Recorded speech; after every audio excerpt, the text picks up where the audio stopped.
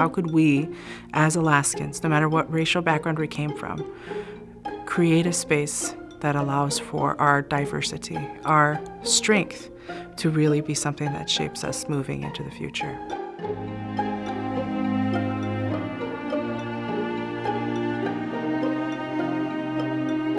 The Alaska Native Dialogues on Racial Equity Project, affectionately called ANDORE, had two main functions.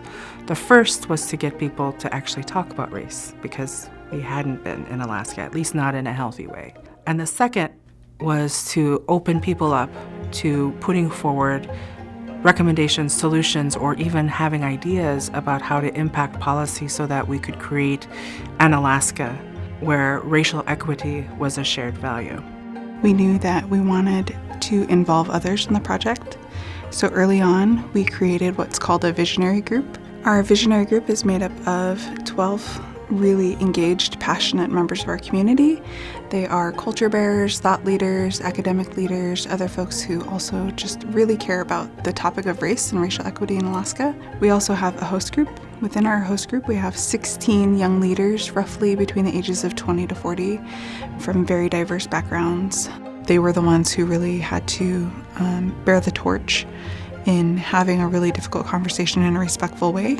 Coming into the project, I didn't have any experience doing any sort of hosting or any sort of dialogues of that sort, so we went through some different workshops and went over the different social technologies and learned about what we would be doing.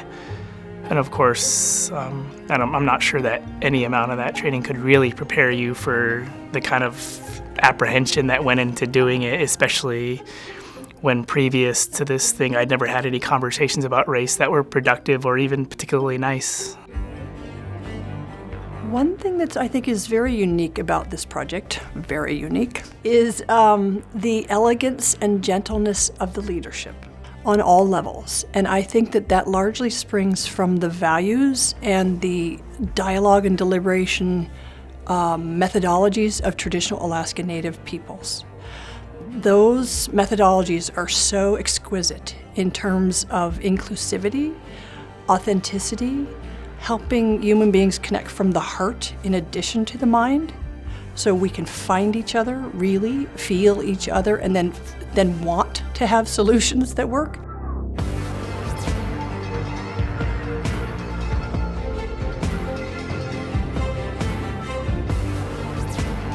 We have hosted 54 community conversations throughout the state, and we have reached over 1,000 active dialogue participants in our community conversations. By introducing the agreements and the project the way we did, people really spoke from a more personal place and listened from a more human place, and were able to talk across differences that are usually harder to talk across. For example, one dialogue we had where there were conservative Republicans and, very progressive Democrats speaking with each other about racial equity. And I don't think they ever could have done that before, but because it started from a very personal place, it made it safer. I think one of the things that's important for people to learn about this project is that this issue is here. It's real. It's something that has a hold in Alaska, and we really need to understand that and learn from it, heal from it, and move forward.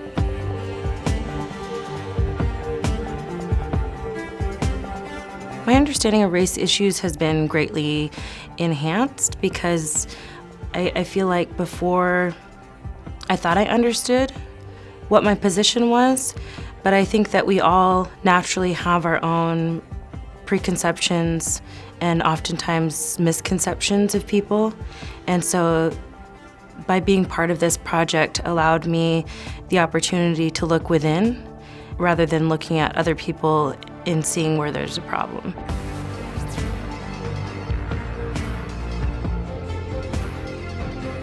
Through this dialogue process, by asking people to come in and sit down, perhaps share food, share a meal together, and then talk about it and be real about it, but also be respectful.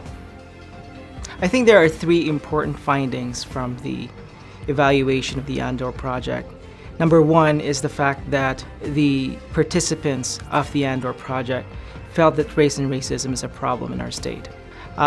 Second important finding is the fact that a lot of the participants, most of them, found that this project was beneficial in terms of their understanding of race and racism and in terms of the healing process. And the third important finding is the fact that they want this project to continue, to engage more people in the ANDORE project, to hear more about the problem of race and racism, and to address it at the policy level.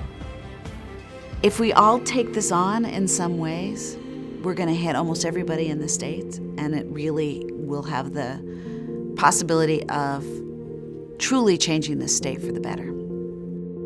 One of the things that we say a lot in this project is speak to be understood, listen to understand, with the thought that putting intentionality behind really listening and connecting with one another, that's where that change happens.